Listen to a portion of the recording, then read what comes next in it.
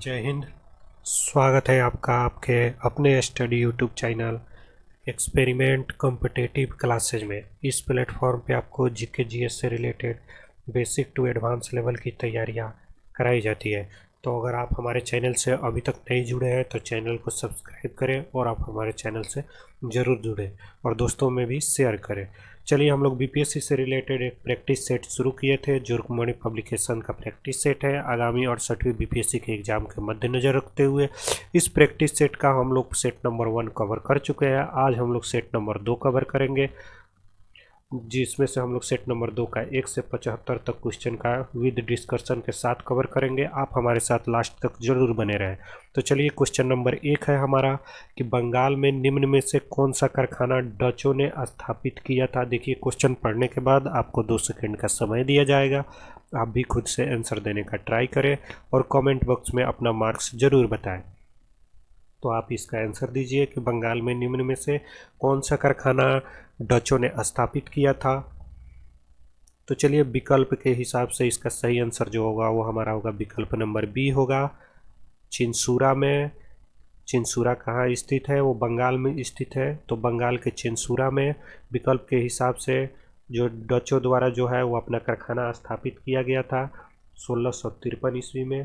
ऐसे एक बात जान लीजिए कि डचों ने बंगाल में प्रथम कारखाना 1627 ईस्वी में पिपली में स्थापित किया था, लेकिन यहाँ ऑप्शन पिपली में नहीं है, इसलिए हमारा जो है विकल्प नंबर बी सही आंसर होगा इसका। चलिए, क्वेश्चन नंबर 2 पे हम लोग चलते हैं। क्वेश्चन नंबर 2 में हमारा 2 डाटा दिया हुआ है, एक तरफ हमारा वर्ष है और 2 तरफ घटना है, और इन दोनों डाटा को आपस में सम्मिलित करना है। तो चलिए, हम लोग सम्मिलित करते हैं।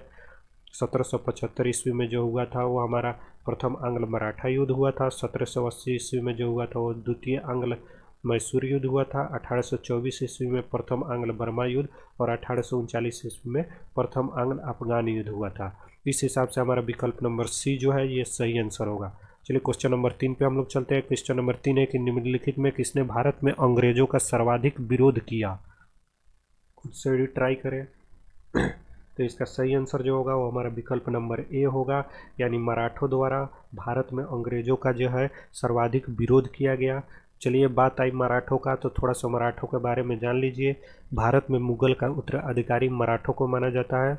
मराठों का इतिहास जो है जेम्स ग्रांट डफ ने लिखा था। चलिए, क्वेश्चन नंबर 4 पे हम लोग चलते हैं। क्वेश्चन नंबर 4 है हमारा कि 19वीं शताब्दी में किस देश का भारत की ओर विस्तार का डर एंग्लो अफगान संबंधों का आधार था। खुद से भी आप ट्राई करें। चलिए, इसका जो सही आंसर होगा हमारा विकल्प नंबर डी होगा, रूस। यानी रूस जो है वह 19वीं शताब्दी में रूस देश का भारत की ओर विस्तार का डर एंग्लो अफगान संबंधों का आधार था। बात आई रूस पे तो थोड़ा सा इसके बारे में हम लोग जान लेते हैं कि भारत देखिए, रूस का भारत की ओर विस्तार के संबंध में इंग्लैंड में विशेषज्ञों ने नारा दिया था कि भारत संकट में है। चलिए, क्वेश्चन नंबर 5 पे हम लोग चलते हैं। लॉर्ड ब्लेजली की सहायक संधि को स्वीकार करने वाला पहला मराठा सरदार कौन था। पहला मराठा सरदार यहाँ पूछ रहा है, तो आप खुद से भी ट्राई करें। इसका सही आंसर जो होगा वो हमारा विकल्प नंबर ए होगा, पेशवा बाजीराव द्वितीय। पेशवा बाजीराव द्वितीय ने 31 दिसंबर 1802 ईस्वी को बसीन की संधि द्वारा सहायक संधि को स्वीकार किया था। किस संधि द्वारा? तो बसीन की संधि द्वारा। चलिए, क्वेश्चन नंबर 6 हमारा कि दादा भाई नौरोजी द्वारा प्रतिपादित अफवाह सिद्धांत की सही परिभाषा नीचे के किस कथन में आती है।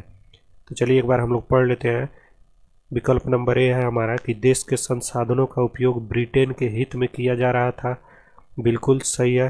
भारत की राष्ट्रीय संपदा का एक भाग अथवा कुल वार्षिक उत्पाद ब्रिटेन को निर्यात कर दिया जाता था, जिसके लिए भारत को कोई वास्तविक प्रतिफल नहीं मिलता था। बिल्कुल सही है। साम्राज्यवादी शक्ति के संरक्षण में ब्रिटिश उद्योगपतियों को भारत में निवेश के अवसर दिए जाते थे। बिल्कुल सही बात है। भारत में ब्रिटिश सामान्य का आयात किया जाता था और देश को दिन प्रतिदिन अधिकाधिक गरीब बनाया जाता था। बिल्कुल सही बात है। तो इस हिसाब से हमारा विकल्प नंबर ई जो होगा उपयुक्त में से एक से सही आंसर होगा। चलिए, हम लोग क्वेश्चन नंबर 7 पे चलते हैं। क्वेश्चन नंबर 7 है हमारा कि 1857 की क्रांति के बारे में निम्नलिखित में से कौन सी एक अवधारणा सही है। चलिए, हम लोग पढ़ लेते हैं।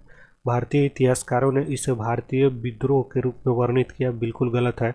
ब्रिटिश इतिहासकारों ने इसे स्वाधीनता का संग्राम कहा, बिल्कुल गलत है। इसने भारत में ईस्ट इंडिया कंपनी की शासन प्रणाली को मृतप्राय बना दिया, बिल्कुल ये सही बात है।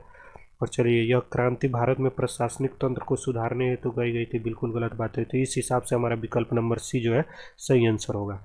चलिए, क्वेश्चन नंबर 8 है। दो डाटा दिया गया है, एक तरफ विद्रोह है और एक तरफ वर्ष है, और यहाँ कह रहा है कौन सा सुमेलित नहीं है। तो आप खुद से भी एक बार ट्राई करें क्वेश्चन नंबर 8 को।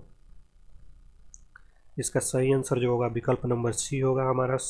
जो सन्यासी विद्रोह ये दिया गया 1894 ईस्वी में, बिल्कुल गलत है। सन्यासी विद्रोह जो हमारा हुआ था वो 1760 से लेकर 1800 के बीच हुआ था।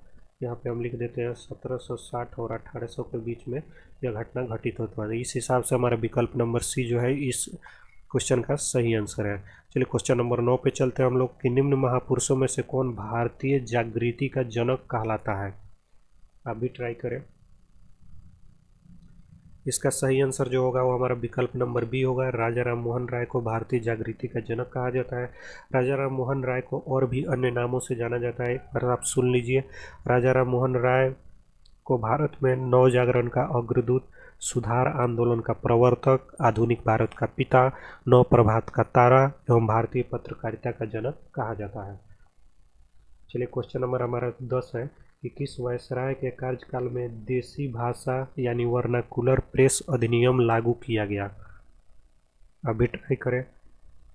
इसका सही आंसर जो होगा वो हमारा विकल्प नंबर सी होगा। लॉर्ड लिटन के कार्यकाल में 1878 ईस्वी में देसी भाषा यानी वर्नाकुलर प्रेस अधिनियम लागू किया गया। कब?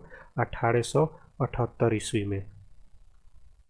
चलिए, क्वेश्चन नंबर 11 पे हम लोग चलते हैं कि निम्नलिखित नेताओं में से कौन स्वदेशी के समर्थक थे।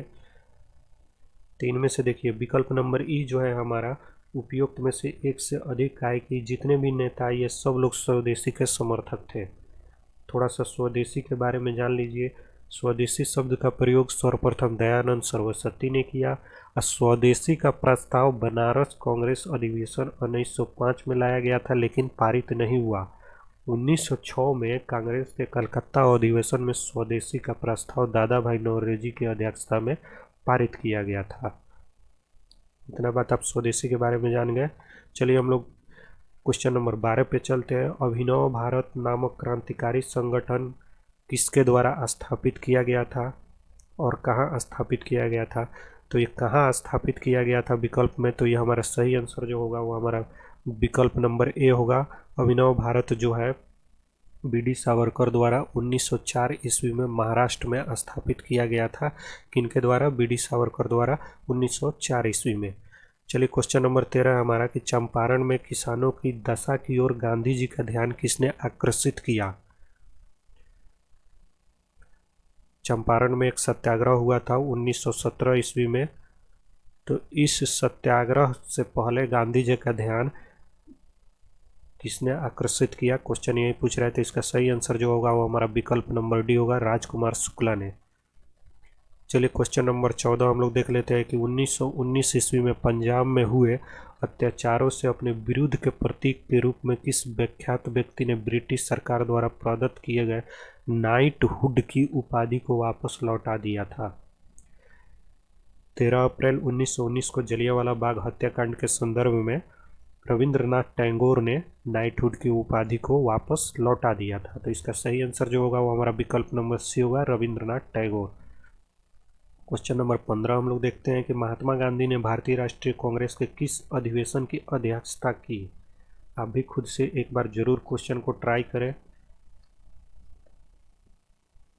तो इसका सही आंसर जो होगा वो हमारा विकल्प नंबर बी होगा, 1914। गांधी जी ने एकमात्र बार 1914 के बेलगांव कांग्रेस अधिवेशन की अध्यक्षता की। कौन सा कांग्रेस अधिवेशन था यह? बेलगांव कांग्रेस अधिवेशन। बेलगांव किस राज्य में स्थित है? तो कर्नाटक में स्थित है। तो इस हिसाब से हमारा विकल्प नंबर बी इसी क्वेश्चन का सही आंसर होगा। चलिए, क्वेश्चन नंबर 16 है हमारा कि फरैजी आंदोलन की शुरुआत किसने किया था। तो इसका सही आंसर जो होगा वो हमारा विकल्प नंबर ए होगा, हाजी शरीयतुल्लाह द्वारा फरैजी आंदोलन की शुरुआत किया गया था। तो इस हिसाब से हमारा जो है इस क्वेश्चन का सही आंसर हाजी शरीयतुल्लाह होगा। चलिए क्वेश्चन नंबर 17 है कि साइमन गो बैक के नारे का निर्माण किसने किया था। इसका सही आंसर जो होगा वो हमारा विकल्प नंबर ए होगा, यूसुफ मेहर अली। यूसुफ मेहर अली द्वारा साइमन गो बैक का नारे का निर्माण किया गया था। एक बात और जान लीजिए कि यूसुफ मेहर अली जो थे बम्बे के मेयर थे, और यूसुफ मेहर अली ने ही भारत छोड़ो आंदोलन का नारा दिया था। चलिए क्वेश्चन नंबर 18 पे हम लोग चलते हैं। फ्रंटियर गांधी का असली नाम क्या है, यानी फ्रंटियर गांधी उपनाम किनका है इनमें से। तो इसका सही आंसर जो होगा वो हमारा विकल्प नंबर सी होगा, अब्दुल गफ्फार खां। अब्दुल गफ्फार खां को बादशाह खां और बच्चा खां के नाम से भी जाना जाता है।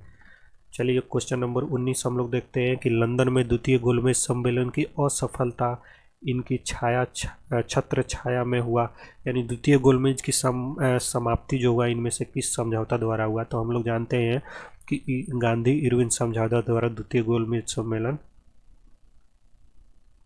सॉरी इसमें कह रहा है कि लंदन में द्वितीय गोलमेज सम्मेलन की असफलता इनकी छत्र छाया में हुआ। तो गांधी और इरविन समझौता के छत्र छाया में द्वितीय गोलमेज सम्मेलन जो हुआ था लंदन में हमारा हुआ था। चलिए क्वेश्चन नंबर 20 है कि 1927 की बटलर कमेटी का उद्देश्य क्या था। आप ये ऑप्शन जरूर पढ़ें। इसका सही आंसर जो होगा वो बटलर कमेटी यहाँ आ गया, तो याद रखिएगा कि भारत सरकार एवं देशी रियासतों के बीच संबंध सुधारने का कार्य जो हमारा 1987 का बटलर कमेटी का उद्देश्य था।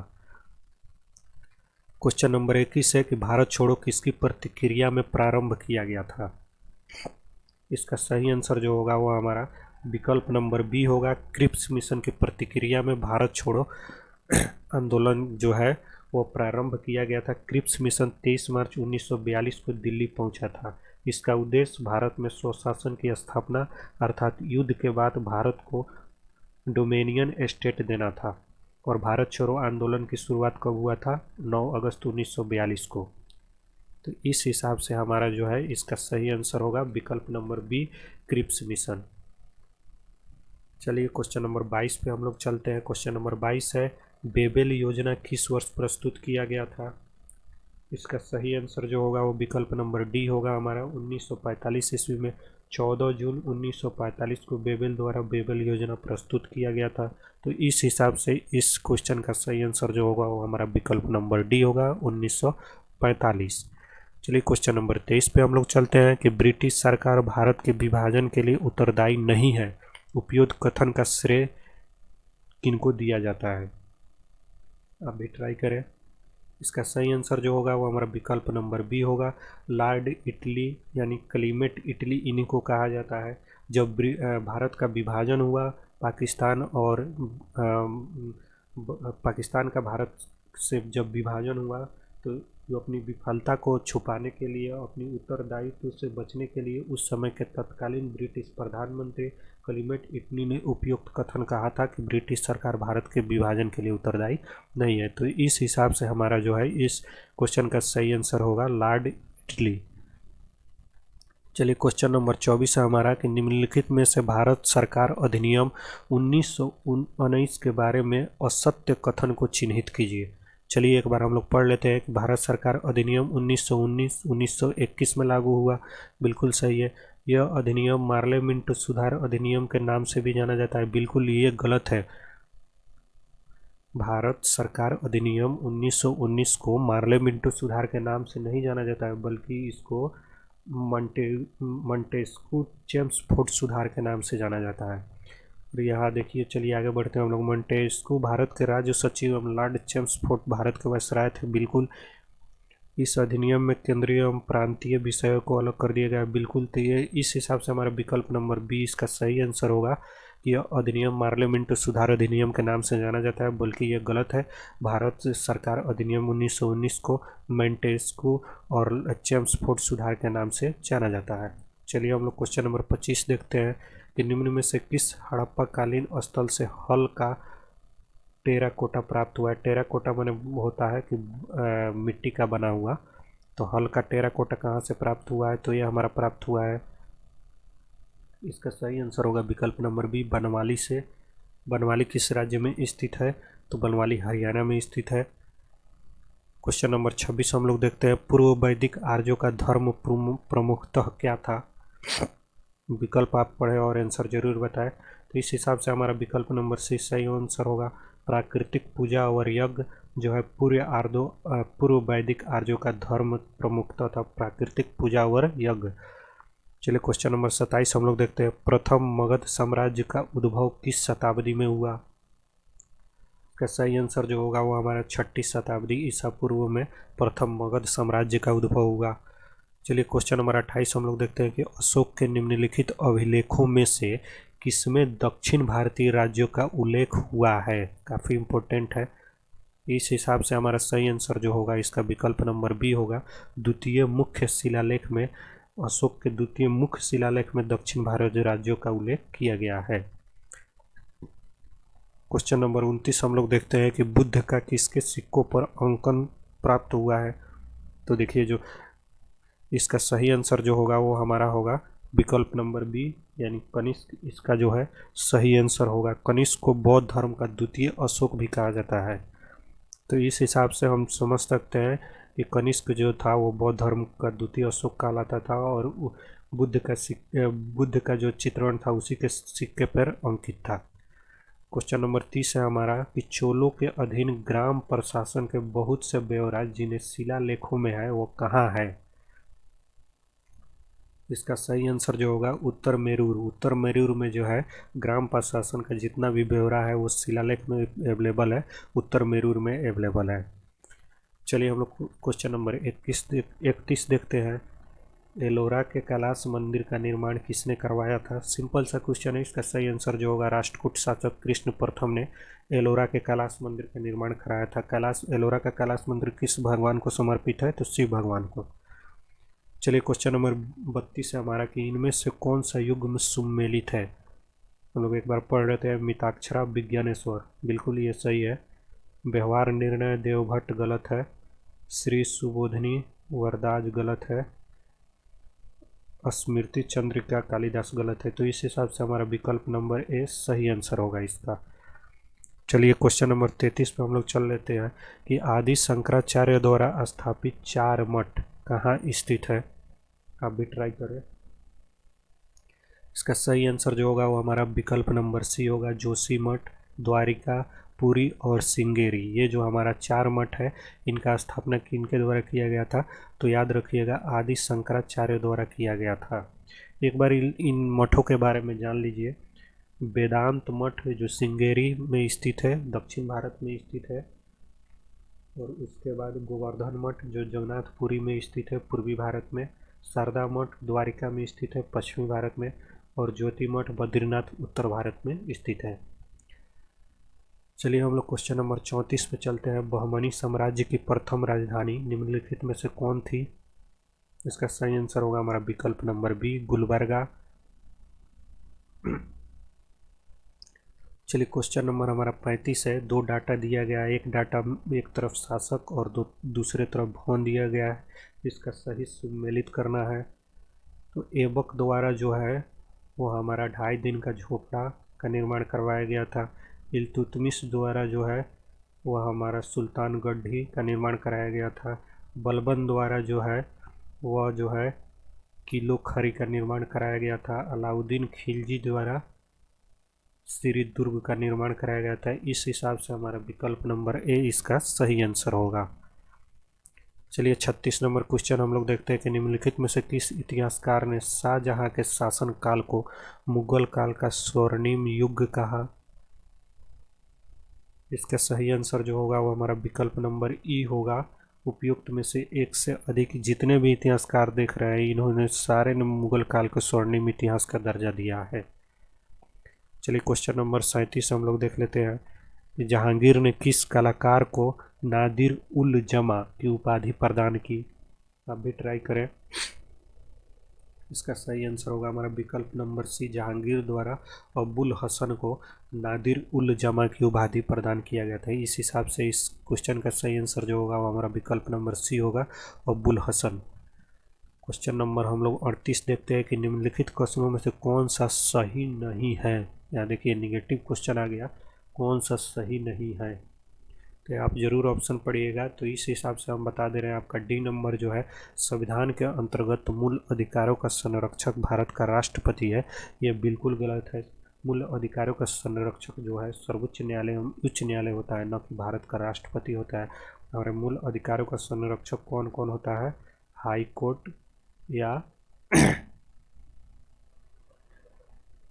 हाई कोर्ट या सुप्रीम कोर्ट या हाई कोर्ट हमारा जो होता है वो हमारे मूल अधिकारों का संरक्षक होता है, न कि राष्ट्रपति। तो यहाँ पे कह रहा है कि कौन सा सही नहीं है, तो इस हिसाब से इस क्वेश्चन का सही आंसर विकल्प नंबर डी हमारा होगा। चलिए 39 नंबर क्वेश्चन है कि संपूर्ण राष्ट्रगान का वादन यानी गायन काल कितना है, यानी संपूर्ण राष्ट्रगान को गाने का सही समय कितना है? इसका सही आंसर जो होगा वो हमारा विकल्प नंबर सी होगा, 52 सेकेंड। चलिए क्वेश्चन नंबर हम लोग 40 पे चलते हैं। क्वेश्चन नंबर 40 है हमारा कि धन विधेयक भारत के संविधान के किस अनुच्छेद में परिभाषित किया गया है? इसका सही आंसर होगा धन विधेयक जो है अनुच्छेद 110 में इसको परिभाषित किया गया है। क्वेश्चन नंबर 41 पे हम लोग चलते हैं कि संविधान में मंत्रिमंडल शब्द का एक ही बार प्रयोग हुआ है, कोई किस अनुच्छेद में उसका एक बार प्रयोग किया गया है? तो अनुच्छेद 352 में। संविधान के मूल भाग में इसका वर्णन नहीं है, बल्कि यह 44वें संविधान संशोधन अधिनियम 1978 द्वारा अनुच्छेद 352 में जोड़ा गया। इस हिसाब से इसका सही आंसर जो होगा हमारा विकल्प नंबर ए होगा, अनुच्छेद 352। चलिए क्वेश्चन नंबर 42 है हमारा, केंद्र एवं राज्यों के बीच वैधानिक शक्तियों का बंटवारा दिया हुआ है किस अनुसूची में? इसका सही आंसर जो होगा वो हमारा होगा विकल्प नंबर सी, 7वीं अनुसूची में जो है विधि निर्माण के विषयों केंद्र और राज्यों के मध्य 3 सूचियों बांटा गया है। पहला सूची संघ सूची, राज्य सूची और समवर्ती सूची। तो इस हिसाब से हमारा विकल्प नंबर सी यानी 7वीं अनुसूची इसका सही आंसर होगा। चलिए क्वेश्चन नंबर 43 पे हम लोग चलते हैं कि निम्नलिखित युग्मों में से यानी राज्य निर्माण की तिथि में से कौन सा सुमेलित है? हरियाणा 1 नवंबर 1966, बिल्कुल सही है ये। उसके बाद है मिजोरम 25 जून 1986, बिल्कुल यह गलत है। मिजोरम का जो मिजोरम राज्य का स्थापना हुआ था 20 फरवरी 1987। तेलंगाना 15 अगस्त 2014, बिल्कुल गलत है। तेलंगाना जो है 2 जून 2014। छत्तीसगढ़ 20 नवंबर 2000, बिल्कुल गलत है। छत्तीसगढ़ 1 नवंबर 2000। इस हिसाब से हमारा विकल्प नंबर ए जो है सही आंसर होगा। हरियाणा अस्तित्व में आया 1 नवंबर 1946, पंजाब से अलग हुआ था हरियाणा। क्वेश्चन नंबर 44 हमारा, भारतीय गणराज्य के संविधान का कौन सा अनुच्छेद व्यक्ति की प्राण एवं दैहिक स्वतंत्रता के संरक्षण से संबंधित है?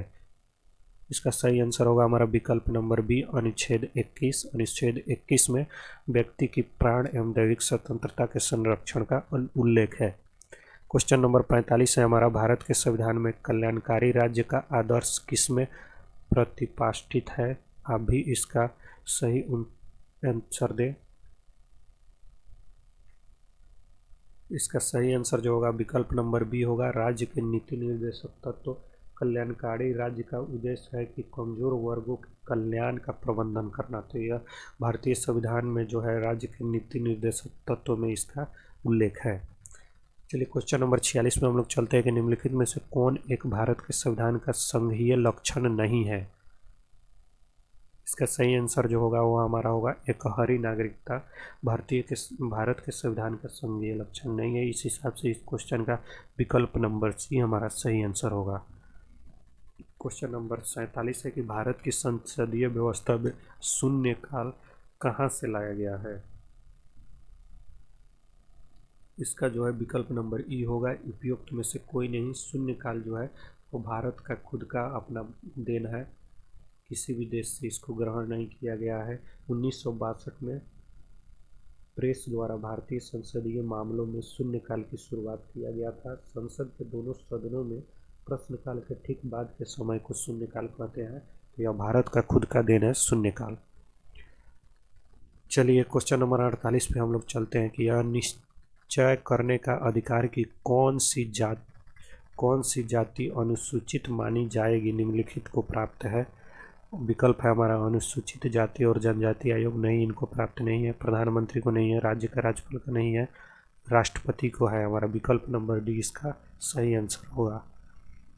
चलिए क्वेश्चन नंबर 49 पे हम लोग चलते हैं कि लोकसभा को कार्यकाल पूरा होने के पहले भंग किया जा सकता है, किसके द्वारा? तो इसका जो है सही आंसर होगा विकल्प नंबर डी, प्रधानमंत्री की सिफारिश पर राष्ट्रपति द्वारा लोकसभा के कार्यकाल पूरा होने के पहले भी भंग किया जा सकता है। इसका सही आंसर जो होगा वो हमारा विकल्प नंबर डी होगा। क्वेश्चन नंबर 50 पे हम लोग चलते हैं। लोक लेखा समिति से निम्नलिखित सदस्य होते हैं, अभी ट्राई करें। इसका सही आंसर जो होगा वो हमारा विकल्प नंबर बी होगा। लोकसभा के 15 सदस्य, राज्यसभा के 7 सदस्य, टोटल मिलाकर 22 सदस्य जो होते हैं लोक लेखा समिति में होते हैं। क्वेश्चन नंबर 51 पे हम लोग चलते हैं कि इनमें से किस संशोधन के द्वारा दिल्ली राष्ट्रीय राजधानी क्षेत्र बनाया गया? इसका सही आंसर जो होगा वो हमारा विकल्प नंबर सी होगा। 69वां संविधान संशोधन द्वारा दिल्ली को राष्ट्रीय राजधानी बनाया गया। क्वेश्चन नंबर हम लोग 52 पे चलते हैं कि राज्य विधान परिषद के विषय में कौन सा सही है? इसका कार्यकाल 6 वर्ष का होता है, बिल्कुल गलत है। सदस्यों का कार्यकाल 6 वर्ष का होता है। यह एक अस्थायी सदन है, बिल्कुल यह सही है। यह भंग नहीं किया जा सकता है, बिल्कुल ये भी बात सही है। 1/6 सदस्य अस्थायी संस्थाओं द्वारा निर्वाचित होते हैं, बिल्कुल यह गलत है। 1/6 सदस्य विधानसभा द्वारा निर्वाचित होते हैं, बिल्कुल ये भी गलत है। और उसके बाद हमारा है प्रति दूसरे वर्ष इसके 1/3 सदस्य सेवानिवृत्त हो जाते हैं, बिल्कुल सही है। उपराज्यपाल सदन का सभापति होते हैं, उपराज्यपाल सदन के सभापति होते हैं, बिल्कुल गलत बात है। इसके सदस्यों का कार्यकाल 6 वर्ष होता है, बिल्कुल ये सदस्यों का कार्यकाल 6 वर्ष होता है। तो इस हिसाब से इसका सही आंसर जो होगा वो हमारा विकल्प नंबर सी होगा। चलिए क्वेश्चन नंबर 53 पे हम लोग चलते हैं कि अगर किसी वस्तु को पृथ्वी से 8 किलोमीटर प्रति सेकंड के वेग से अंतरिक्ष में फेंका जाए, यहाँ देखिएगा 8 किलोमीटर ही प्रति सेकंड कह रहा है, अंतरिक्ष में फेंका जाए तो क्या होगा? वो वस्तु अंतरिक्ष में चली जाएगी? नहीं, अंतरिक्ष में जाने के लिए वस्तु को कम से कम पलायन वेग से फेंकना होगा 11.2 किलोमीटर, तो ये हमारा गलत है। यह वस्तु पृथ्वी पर वापस आ गिरेगी, बिल्कुल ये हमारा सही आंसर है। तो इसका सही आंसर जो होगा विकल्प नंबर बी होगा, वह वस्तु पृथ्वी पर वापस आ जाएगी। चलिए 54 नंबर क्वेश्चन है हमारा, निम्नलिखित में से कौन सा एक कथन सही नहीं है? तो ये हमारा है विकल्प नंबर सी। आप क्वेश्चन जरूर पढ़िएगा। आर्द्रता बढ़ने पर वायु की ध्वनि का वेग कम हो जाता है, यह हमारा सही नहीं है। ध्वनि की चाल जो है तापमान पर निर्भर करता है, जैसे वायु का तापमान बढ़ता है उसमें ध्वनि की चाल बढ़ती है, तो वायु में ध्वनि की चाल बढ़ने से दिनों की अपेक्षा गर्म दिन में ही अधिक होता है। चलिए 55 नंबर क्वेश्चन हम लोग देखते हैं कि रेडियोधर्मी पदार्थ द्वारा उत्सर्जित होने वाली विकिरण की मात्रा का नामकरण किसके द्वारा किया गया? फिर से पढ़िए, रेडियोधर्मी पदार्थ द्वारा उत्सर्जित होने वाले विकिरण की मात्रा का नामक पारंपरिक इकाई पूछ रहा है, यूनिट पूछ रहा है, तो क्या होगा इसका? तो 55 नंबर का हमारा जो आंसर होगा वो हमारा विकल्प नंबर ई जो होगा इसका होगा, इनमें से कोई नहीं, क्योंकि रेडियोधर्मी पदार्थ का जो यूनिट जो होता है वो हमारा क्यूरी होता है। क्यूरी यहाँ हम लिख देते हैं, वो जो हमारा होता है क्यूरी होता है। और ये सब के बारे में थोड़ा सा जान लीजिए। शक्ति का मात्रक हमारा वाट होता है। हेनरी जो है स्वप्रेरकत्व का मात्रक है। पास्कल जो है दाब का मात्रक है। एम्पियर जो है विद्युत धारा का मात्रक है। तो इस हिसाब से विकल्प नंबर ई इसका सही आंसर होगा। चलिए 56 नंबर क्वेश्चन में देखते हैं हम लोग कि गर्मी के मौसम में एक पंखा आराम का बोध कराता है क्योंकि वह पंखा ठंडी हवा देता है, बिल्कुल गलत है। यह हमारे शरीर से और अधिक गर्मी का हवा का विकिरण करे, बिल्कुल गलत है। हवा में चालकता में वृद्धि होती है, बिल्कुल गलत। हमारा पसीना अधिक गति से वाष्पित होता है, बिल्कुल सही है। इस हिसाब से विकल्प नंबर डी क्वेश्चन का सही आंसर होगा। चलिए 57 नंबर क्वेश्चन हम लोग देखते हैं कि इंद्रधनुष दिखाई पड़ता है, इसका सही आंसर होगा सूर्य के प्रकाश के विक्षेपण के कारण, वर्ण विक्षेपण के कारण इंद्रधनुष का निर्माण होता है। चलिए 58 नंबर में हम लोग देखते हैं कि मनुष्य की आंख में किसी वस्तु का प्रतिबिंब जिस जगह पर बनता है उसे क्या कहते हैं, तो उसे दृष्टिपटल कहते हैं। चलिए, कम वोल्टेज पर कार्य करने वाला विद्युत मोटर प्रायः जल जाते हैं क्योंकि वे अधिक विद्युत धारा खींचते हैं और जो वोल्टेज के प्रतिबिंबित होता है। बिल्कुल यही हमारा सही आंसर होगा। सड़क पर चलने की अपेक्षा बर्फ पर चलना कठिन है क्योंकि बर्फ में सड़क की अपेक्षा घर्षण कम होता है। बर्फ में जो है सड़क की अपेक्षा घर्षण कम होता है, इसलिए हम लोग बर्फ पे इजीली चल नहीं पाते हैं। चलिए, क्वेश्चन नंबर 61 है कि आधुनिक रसायन शास्त्र का जनक किसे कहा जाता है। ये हमारा सही आंसर जो होगा वो हमारा विकल्प नंबर सी होगा। लेबुजियर को आधुनिक रसायन शास्त्र का जनक कहा जाता है। क्वेश्चन नंबर 62 है हमारा कि परमाणु में कक्ष को भरने का क्रम नियंत्रित होता है। विकल्प नंबर ए हमारा सही होगा, अफबाहु सिद्धांत द्वारा। क्वेश्चन नंबर 63 है कि तालाब में तैरने से मनुष्य की त्वचा जल जाती है। विकल्प नंबर बी हमारा जो होगा इसका सही आंसर होगा कि क्लोरीन के कारण। क्लोरीन का उपयोग जल को कीटाणु रहित करने के लिए किया जाता है जो हमारे त्वचा को क्षय पहुंचाता है। चलिए, इसमें दिया हुआ है कि नीचे दिए गए पदार्थों का उनके घनत्व के अवरोही क्रम यानी ज़्यादा कौन है सबसे पहले, सही क्रमानुपात कौन होगा, तो विकल्प नंबर इसका जो होगा 20 सही आंसर होगा। सोना का घनत्व 19.3 होता है, पारा का घनत्व जो होता है 13.6 होता है और इस्पात का घनत्व जो होता है वो 2.7 होता है। इस हिसाब से इसका विकल्प नंबर बी जो है सही आंसर होगा। चलिए, 65 नंबर क्वेश्चन हम लोग देखते हैं कि पॉलीथीन की थैलियों को नष्ट नहीं किया जा सकता है क्योंकि वह बने होते हैं पॉलीमर के। इस हिसाब से हमारा विकल्प नंबर सी इसका सही आंसर होगा। 66 नंबर क्वेश्चन में 2 डाटा दिया गया है, उसको सही सुमेलित करना है, तो आप भी ट्राई करें। चलिए, हम लोग सुमेलित करते हैं। इस सिलिकॉन कार्बाइड जो है कृत्रिम हीरा होता है। कार्बन तंतु वायुयान, कार्बन डाइऑक्साइड प्रकाश संश्लेषण 1 नंबर में जाएगा। डाइक्लोरीन डाइफ्लोरीन मेथेन ये होगा हमारा प्रस्थितक, यानी इस हिसाब से हमारा विकल्प नंबर बी इसका सही आंसर होगा। 77 नंबर क्वेश्चन है जैविक जगत में होने वाले कार्य गुण एवं पद्धति के अध्ययन के इस ज्ञान को मशीनी जगत में उपयोग करने को क्या कहते हैं, तो इसका सही आंसर जो होगा वो हमारा बायोनोमिक्स होगा। बायोनोमिक्स में जैविक जगत का अध्ययन किया जाता है। इतना ही से आप इस क्वेश्चन को पढ़ सकते हैं। 68 नंबर है कि शहतूत साल किससे बनाई जाती है। इसका सही आंसर होगा चीरू के बालों से जो है शहतूत का साल बनाया जाता है। चलिए, मानव जीनोम का अनुक्रमण सफलतापूर्वक किस वर्ष किया गया। मानव जीनोम का अनुक्रमण, इसका जो है सही आंसर होगा हमारा विकल्प नंबर 20 सन 2003 में मानव जीनोम का सफलतापूर्वक अनुक्रमण किया गया। क्वेश्चन नंबर हमारा 70 है पीत रस विष के निम्नलिखित कथनों में से कौन सा सत्य नहीं है। देखिए, इस विकल्प नंबर ई होगा। जितना भी ये सब दिया गया है कौन सा कथन सही नहीं है, कोई भी कथन सही नहीं है इसमें से, तो सॉरी इसका जो होगा ये नहीं होगा, इनमें से कोई नहीं, ये हमारा होगा। चलिए, 71 नंबर क्वेश्चन है कि निम्नलिखित में से कौन सा रक्त के संचरण में मदद करता है, अभी बताएं। इसका सही आंसर होगा विकल्प नंबर है लिम्फोसाइट जो है रक्त के संचरण में मदद करता है। चलिए, 72 नंबर क्वेश्चन है हमारा कि मनुष्य के शरीर में पसलियों के कितने जोड़े होते हैं, अभी ट्राई करें। इसका सही आंसर जो होगा वो हमारा विकल्प नंबर ए होगा। मनुष्य के शरीर में पसलियों के 12 जोड़े होते हैं। पसली की बात आई तो थोड़ा सा जान लीजिए कि वयस्क मानव के मेरुदंड में कुल 26 पसलियाँ होता है और बच्चों में 33 पसलियाँ होता है। दोनों कानों में हमारा कुल अस्थियों की संख्या 6 होता है। खोपड़ी में कुल अस्थियों की संख्या 29 होता है। 73 नंबर क्वेश्चन पे हम लोग चलते हैं। 73 नंबर क्वेश्चन है हमारा कि हमारे शरीर का अधिकतम भार कहाँ बना हो, किससे बना होता है, तो होता है जल का। आपको भी पता है कि हमारे शरीर में जो है